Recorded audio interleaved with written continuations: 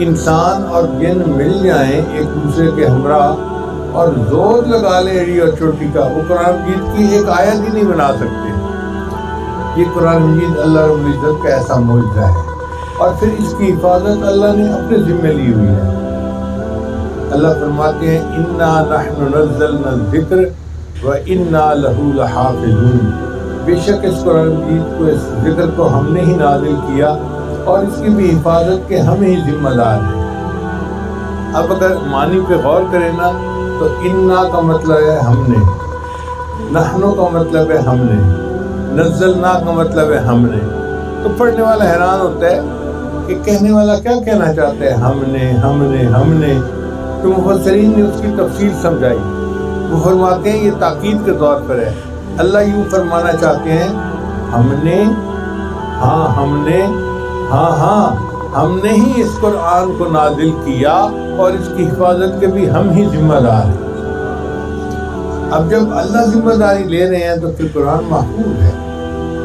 چنانچہ 1400 سال کے عرصے میں کفار نے بہت کوشش کی قرآن مجید کو ختم کرنے کی، مگر نہیں کر سکے۔ قرآن مجید کتابی شکل میں بھی محفوظ رہا اور قرآن مجید حفاظ کے دلوں میں بھی موجود رہا۔ آج بھی ترکی کا ایک عجائب گھر ہے جس میں حضرت عثمان رضی اللہ عنہ کے زمانے کا قرآن اصلی حالت میں موجود ہے۔ ازبکستان میں تلہ شیخ کی مسجد ہے، وہاں بھی قرآن مجید اصلی حالت میں موجود ہے۔ ایک دن ایسا نہیں گزرا ان 1400 سال میں کہ دنیا میں قرآن کا حافظ کوئی موجود نہ ہو۔ نہیں، اللہ تعالیٰ نے قرآن کی حفاظت فرمائی دونوں طرف سے، کتابی شکل میں بھی اور حفاظ کے دلوں میں بھی اس کو محفوظ کر کے۔ چنانچہ قرآن مجید محفوظ کلام ہے۔ لوگوں نے بڑے ایکسپیریمنٹ کیے۔ چنانچہ کاتب کے بارے میں آتا ہے کہ اس نے سوچا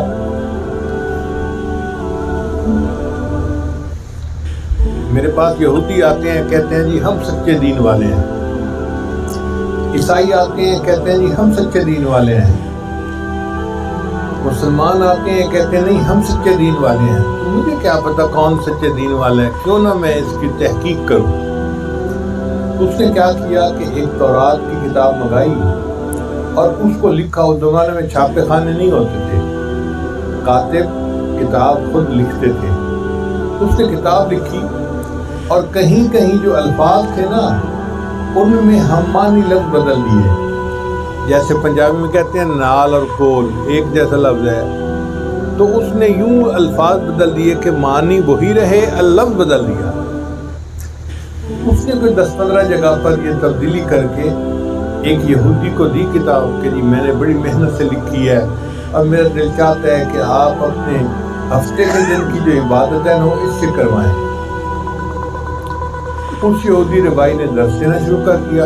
1 سال تک درس دینا رہا اور 1 سال تک اس یہودی کو یہ پتہ نہ چلا کہ اس میں کوئی تبدیلی ہوئی ہے یا نہیں ہوئی۔ تو کاتب نے دل میں سوچا کہ یہ محفوظ کتاب نہیں ہے، اس لیے میں اب عیسائیوں کا تجربہ کرتا ہوں۔ پھر اس نے انجیل لی، اس میں بھی ایسی تبدیلیاں کر دیں اور ایک پادری کو دی کہ جی آپ اس سے تعلیم کریں۔ 1 سال تک وہ بھی تعلیم کرتا رہا اور اس کو پتہ نہ چلا۔ پھر اس نے قرآن مجید لیا اور قرآن مجید میں اس نے 15 جگہوں پر کچھ ہم معنی الفاظ جو ہے بدل دیے۔ پھر ایک عالم کو آ کر کہا جی میں نے محبت سے قرآن لکھا ہے، آپ اس سے درس لیا کریں۔ ان کو بہت اچھا۔ 3 دن گزرے تو وہ عالم اس کاتب کے گھر آئے، سلام کیا، بھئی یہ قرآن آپ نے لکھا؟ جی میں نے لکھا۔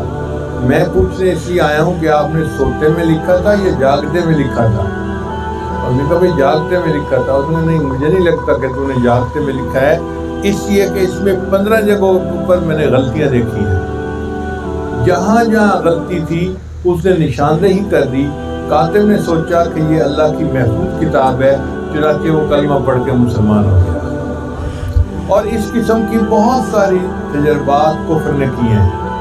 چنانچہ جرمنی کے یونیورسٹی ہے، اس کو کہتے ہیں میوخ یونیورسٹی، انہوں نے ایک مرتبہ کئی $1 ملین مخصوص کیے کہ مسلمان دعویٰ کرتے ہیں ہمارا قرآن محفوظ ہے ہم پتہ تو کریں یہ کتنا محفوظ ہے۔ ایک ڈپارٹمنٹ تھا، ایک یونیورسٹی کی بلڈنگ تھی، انہوں نے کئی 100 بندے اس کے لیے اپوائنٹ کیے۔ بیٹھ کے سوچا کہ ہم کیسے پتہ کریں کہ قرآن محفوظ ہے یا نہیں۔ ان کا اس کا آسان طریقہ یہ ہے کہ دنیا کے مختلف ملکوں میں، مختلف شہروں میں قرآن پرنٹ ہو رہا ہے۔ اب کہیں نہ کہیں تو کوئی غلطی ہوتی ہوگی، ہم مختلف جگہوں سے قرآن کی کاپیاں اکٹھی کرتے ہیں۔ لہذا انہوں نے اپنی ایمبیسی کے ذریعے 40,000 قرآن مجید کے نسخے ایک جگہ پر اکٹھے کیے ہیں۔ پھر انہوں نے بندے بٹھائے اور ایک ایک نسخہ ایک ایک کرایا اور اس کو بورڈ پہ دکھایا کہ دیکھو بھائی یہ حرف یوں ہے، کیا کوئی نقطے کی، کوئی زیر زبر کی تبدیلی ہے۔ 40,000 نسخوں کو ایک ایک لفظ کھنگالنے کے بعد وہ اس نتیجے پر پہنچے کہ کہیں ایک نقطے کا بھی فرق نہیں تھا۔ اِنَّا نَحْنُ نَزَّلْنَا الذِّكْرَ وَإِنَّا لَهُ لَحَافِظُونَ، ہم نے اس قرآن مجید کو نازل کیا اور اس کی حفاظت کے بھی ہم ہی ذمہ دار ہیں۔